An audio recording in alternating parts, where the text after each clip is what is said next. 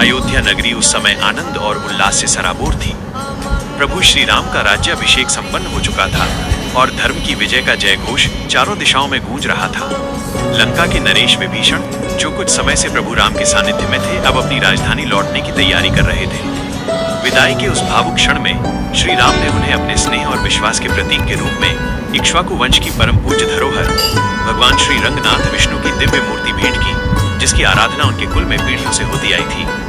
परंतु इस अमूल्य उपहार के साथ श्री राम ने एक महत्वपूर्ण सावधानी भी बताई। हे विभीषण, इस विग्रह में अद्भुत शक्ति है।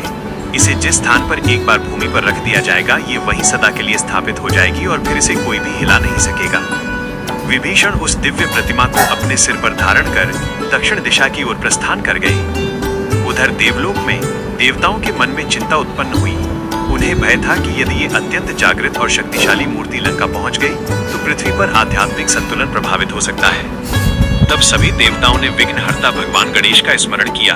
गणेश जी ने मुस्कुराते हुए इस कार्य को अपने हाथ में लिया और एक छोटे बालक का रूप धारण कर पृथ्वी पर अवतरित हुए।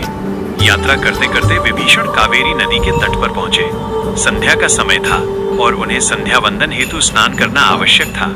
अब वे दुविधा में पड़ गए। मूर्ति को नीचे नहीं रख सकते थे और उसे साथ लेकर स्नान भी संभव नहीं था। उसी समय उन्हें एक बालक दिखाई दिया। विभीषण ने उससे विनती की, बालक, कृपया कुछ समय के लिए इस विग्रह को थाम लो, पर ध्यान रखना, इसे भूमि पर मत रखना। बालक ने उत्तर दिया, मैं इसे तब तक पकड़े रहूंगा जब तक मुझसे संभव होगा। यदि ये अधिक भारी लगा तो मैं आपको 3 बार पुकारूंगा। यदि आप नहीं लौटे तो मैं इसे नीचे रख दूंगा। विभीषण सहमत होकर स्नान हेतु चले गए। जैसे ही वे अनुष्ठान में लीन हुए, बालक ने उन्हें 3 बार पुकारा और उत्तर न मिलने पर उसने विग्रह को धरती पर रख दिया। जब विभीषण लौटे तो उन्होंने देखा कि दिव्य प्रतिमा भूमि से जुड़ चुकी है। उन्होंने पूरी शक्ति से उसे उठाने का प्रयास किया, परंतु वो तनिक भी नहीं हिली। क्रोध और निराशा में वे उस बालक की ओर बढ़े। तभी बालक ने अपना वास्तविक रूप प्रकट किया। वो स्वयं भगवान गणेश थे। विभीषण को तब समझ आया कि ये सब ईश्वरीय योजना का ही एक भाग था। भगवान श्री रंगनाथ ने कावेरी तट की पवित्र भूमि को अपना निवास चुना था। तभी भगवान रंगनाथ ने विभीषण को सांत्वना देते हुए कहा कि वे यहीं विराजमान रहेंगे, पर उनका मुख सदैव दक्षिण दिशा अर्थात लंका की ओर रहेगा, ताकि उनकी कृपा दृष्टि विभीषण और उनके राज्य पर बनी रहे। आज यही पवित्र स्थल तमिलनाडु के तिरुचिरापल्ली में श्रीरंगम के नाम से प्रसिद्ध है, जहां विश्व का सबसे विशाल सक्रिय हिंदू मंदिर स्थित है।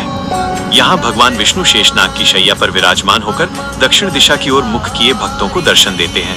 यह कथा हमें ये सिखाती है कि सच्ची भक्ति का मूल्य अपार है, परंतु अंततः जो होता है वो ईश्वर की इच्छा और योजना के अनुसार ही होता है। विभीषण भले ही लंका लौट गए, लेकिन उनकी भक्ति कावेरी के तट पर सदैव के लिए अमर हो गई।